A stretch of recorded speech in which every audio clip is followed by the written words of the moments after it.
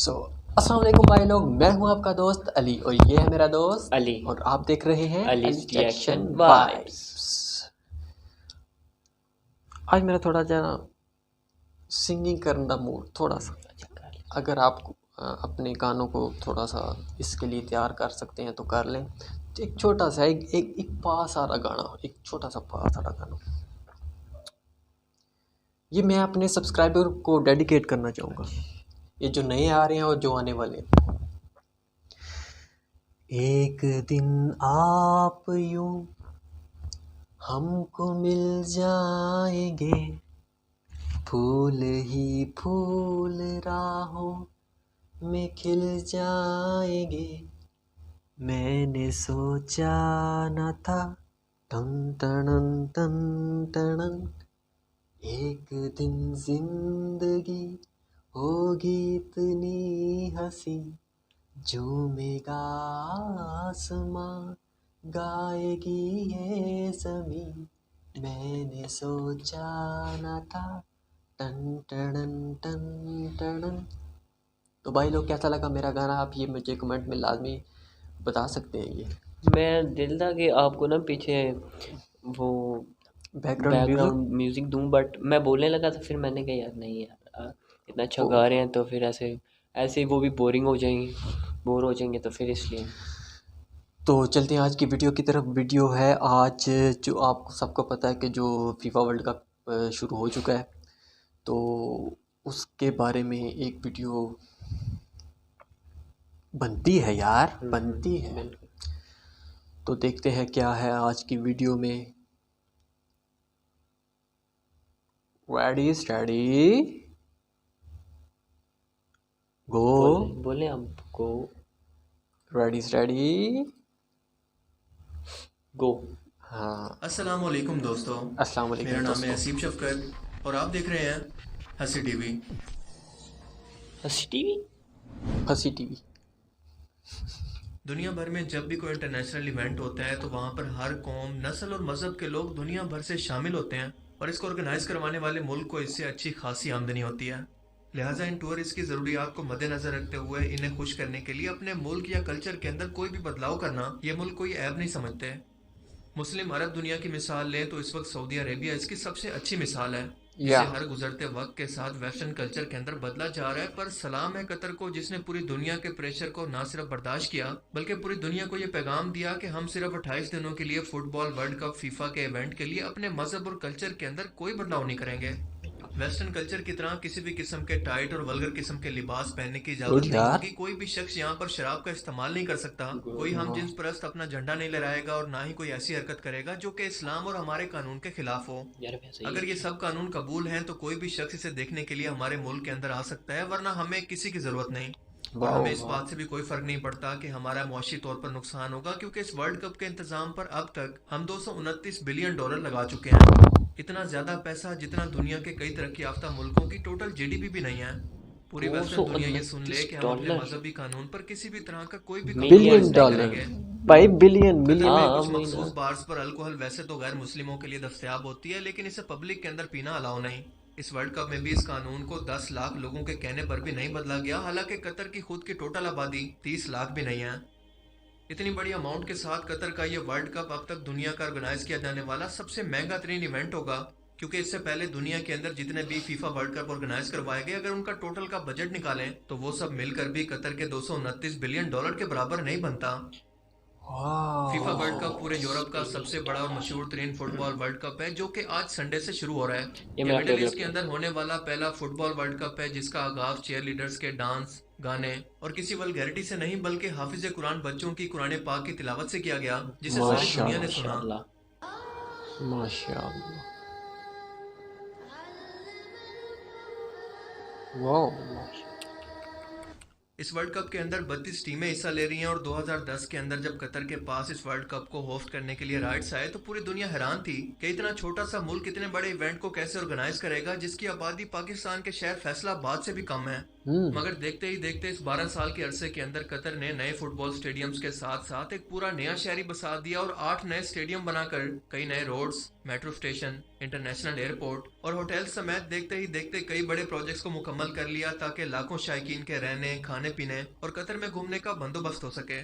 और ऐसा भी नहीं है कि कतर ने 229 बिलियन डॉलर की रकम सिर्फ और सिर्फ फीफा वर्ल्ड कप को ऑर्गेनाइज करने पर लगा दी है, बल्कि दरअसल ये इसके विजन 2030 प्रोजेक्ट का हिस्सा था, जिसके मुताबिक 2030 तक कतर को अपने मुल्क को मजीद तरक्की याफ्ता और डेवलप बनाना था, दुबई से भी ज्यादा, ताकि बाहर से आने वाले टूरिस्ट अपना कल्चर इनको ना सिखाएं बल्कि इनके इस्लामी कल्चर को सीख कर पूरी दुनिया में इस्लाम का असल चेहरा पेश करें। सो अगर हम ये कहें कि कतर इस वक्त पूरी मुस्लिम दुनिया गुड को डिसीजन। रिप्रेजेंट कर रहा है तो ये कहना गलत नहीं होगा।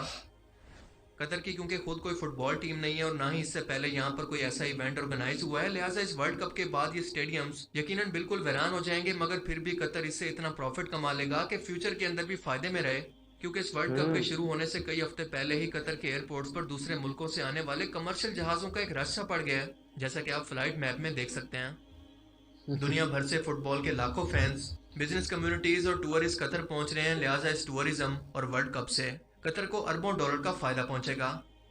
सिर्फ फुटबॉल फैंस ही नहीं बल्कि 5 अरब लोग टेलीविजन की स्क्रीन पर और सोशल मीडिया पर कतर और इस्लाम की सकाफत को लाइव देखेंगे और इन तक इस्लाम का असल चेहरा पहुंच सकेगा, जिसे इंटरनेशनल मीडिया ने सिर्फ और सिर्फ खौफ और दहशतगर्दी से जोड़ रखा है।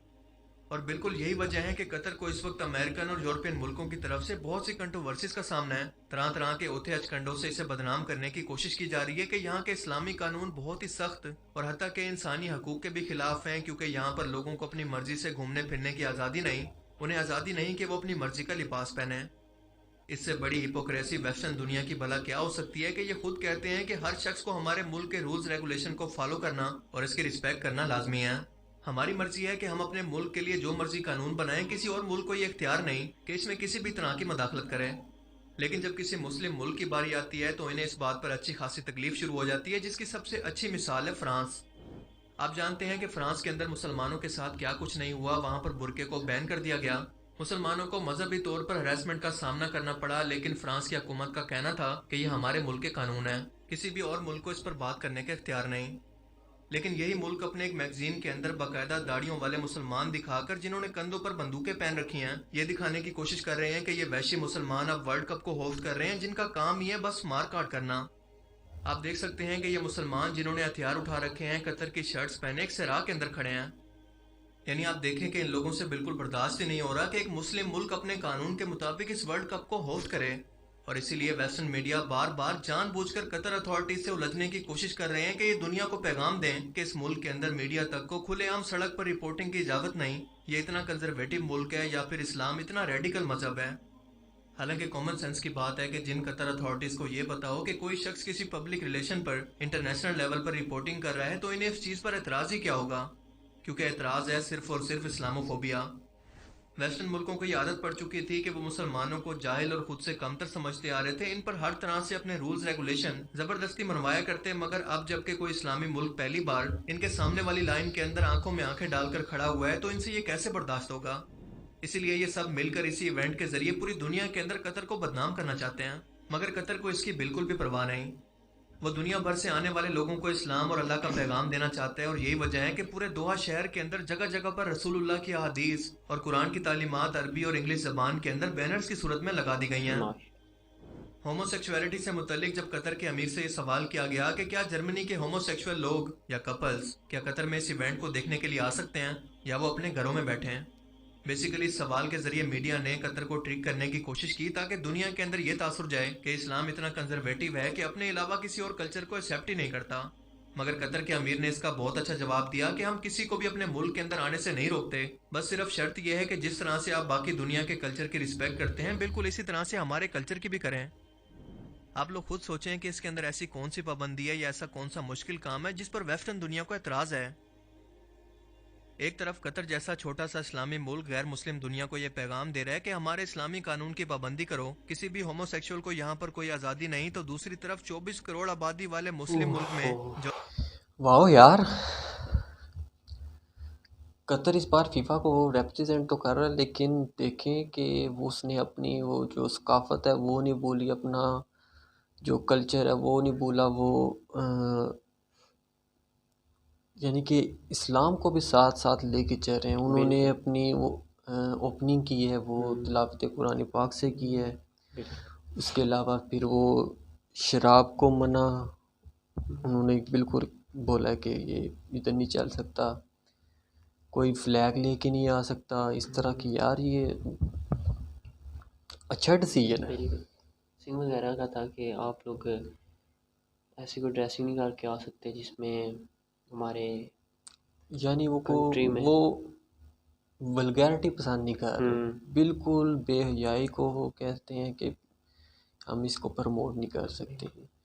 हम जो हमारा जो मज़हब है हम उसे ही आगे लेके चलेंगे ऐसे ही है। और उसे पूरी दुनिया में फैलाएंगे। एक अच्छा मस्बत मैसेज वो पूरी दुनिया में देना चाह रहे हैं।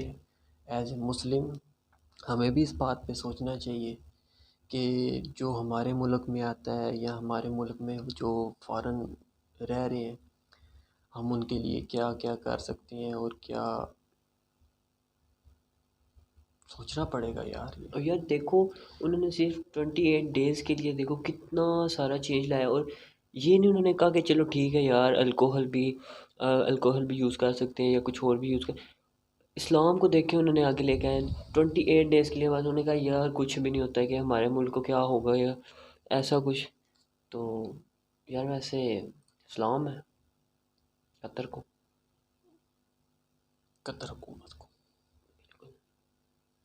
कि जिन्होंने एक तो नहीं है, बहुत सारे अच्छे फैसले किए हैं। ऐसे ही है। एक और बात जो मुझे मज़े की लगी है कि कतर ने इस बार पिछले जो फीफा वर्ल्ड कप हुए उन सब का रिकॉर्ड तोड़ दिया।